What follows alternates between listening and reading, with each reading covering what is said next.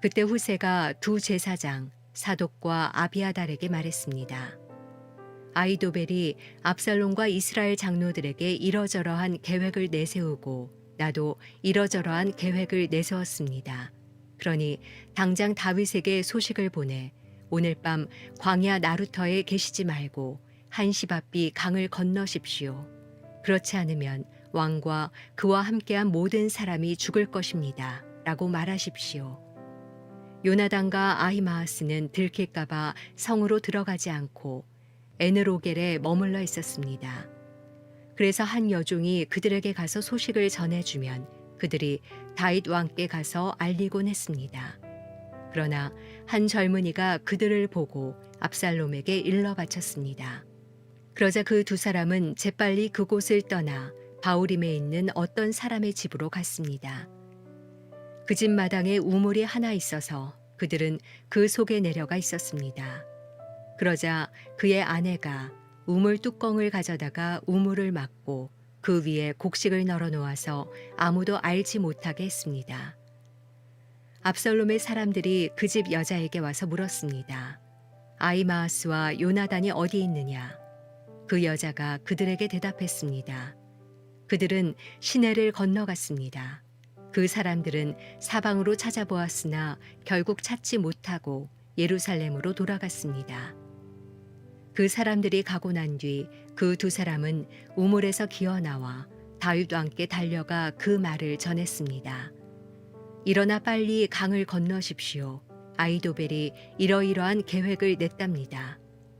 그리하여 다윗과 그와 함께 있던 모든 사람들은 일어나 요단강을 건넜습니다. 동틀 무렵까지 요단강을 건너지 못한 사람은 아무도 없었습니다.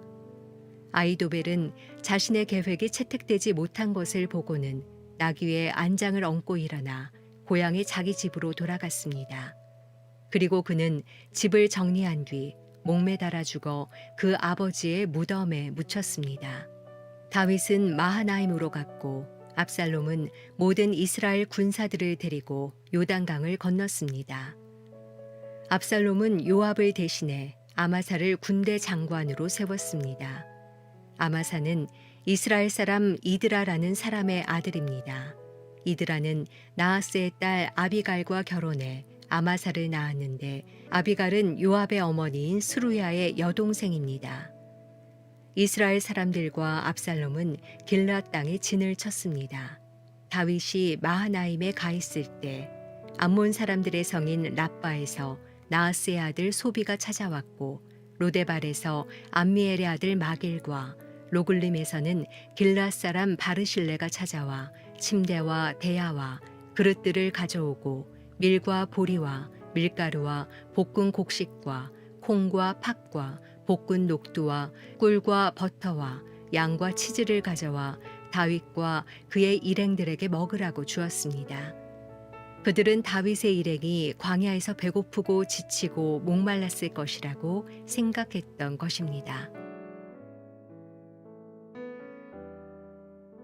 한 주간의 첫날 아침, 한 주를 우리가 믿음으로 소망하며 하루를 시작하기 원합니다. 오늘도 우리에게 허락하신 말씀을 함께 붙들고 또 기도하는 시간 갖겠습니다. 오늘은 사무엘하 17장 15절에서 29절의 말씀을 함께 나누기 원합니다.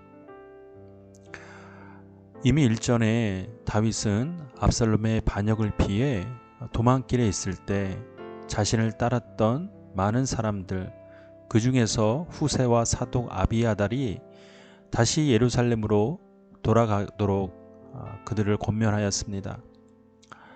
그들이 예루살렘으로 돌아간 후에 그들을 통하여서 다윗은 예루살렘의 소식을 종종 듣게 되었습니다. 특별히 그들의 두 아들인 아히마스와 요나단을 통하여서 후세의 말을 전해 듣게 됩니다.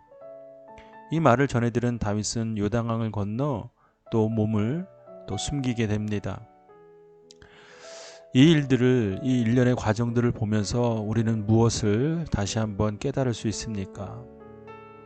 먼저 우리는 우리 삶을 돌아보며 한번 살펴보고 또 물어봐야 할 것이 하나 있습니다. 바로 내 주변에는 믿음의 동역자가 있는가 말입니다. 후세와 사독과 아비아달은 비록 다윗과 함께하지 못하고 그들은 예루살렘에 머물렀으나 그들의 마음과 생각은 피난 가운데 있었던 다윗과 함께였습니다. 그것은 물론 인간적인 정과 인간적인 관계에서 이루어졌다라고 볼 수 있으나 그들이 다윗과 함께하고자 했던 마음은 다윗에게 허락하셨던 하나님의 약속과 하나님의 구원이 있다는 것을 그들도 동일하게 믿음으로 고백하고 알기 때문에 다윗과 함께 했던 것입니다. 우리가 이 땅에서 살아갈 때 우리에게 주시는 많은 복 중에 또 한 가지의 복은 바로 우리 주변에 좋은 형제 자매들, 무엇보다 믿음의 동역자를 하나님께서 허락하실 때입니다. 믿음의 동역자는 무엇입니까? 무엇보다 우리가 힘들고 어려울 때 믿음으로 중보하고 격려하며 돕는 사람들, 그런 사람이 믿음의 동역자일 것입니다.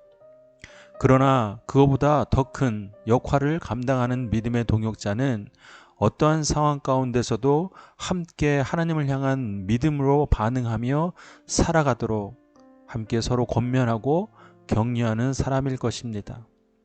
단순히 힘들고 어려울 때 어깨를 다독이며 격려하는 것으로 끝나는 것이 아니라 동일하게 한 분 하나님을 바라보며 믿음으로 반응하는 일, 그 일에 마음을 모으고 함께하는 일, 그것이 바로 믿음의 동역자일 것입니다.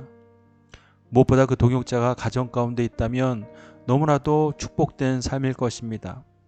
그러나 가족에 있다 하지 않더라도 우리는 결코 절망할 필요가 없습니다. 우리에게는 하나님께서 허락하신 신앙 공동체, 즉 교회 안에 있는 형제 자매들이 있기 때문입니다. 그러니 우리는 교회 안에서 서로를 향하여서 믿음으로 서로 반응하고 또 믿음으로 고백하며 하나 되어야 할 것입니다. 그것이 바로 믿음의 동역자의 온전한 모습이기 때문에 그렇습니다. 사랑하는 여러분, 무엇보다 우리가 누군가에게 믿음의 동역자가 되어주는 일에 마음을 다하기 원합니다. 내 주변에 믿음의 동역자가 없다라고 절망하지 않고 내가 누군가에게 믿음의 동역자가 되어야겠다라는 그런 소망과 소원으로 그렇게 나아가는 우리 하나 공동체의 귀한 성도들이 되기를 주님의 이름으로 축복합니다.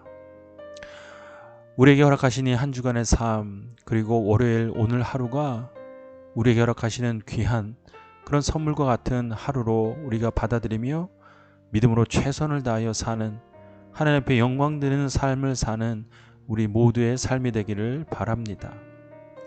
이 시간 오늘 우리에게 허락하신 말씀을 묵상하고 하루를 의탁하며 함께 기도하겠습니다.